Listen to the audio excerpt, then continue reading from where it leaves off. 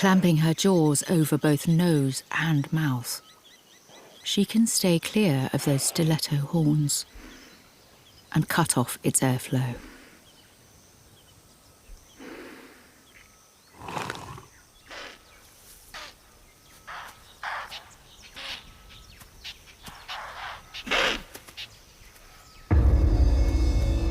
But a spotted hyena is drawn to the commotion.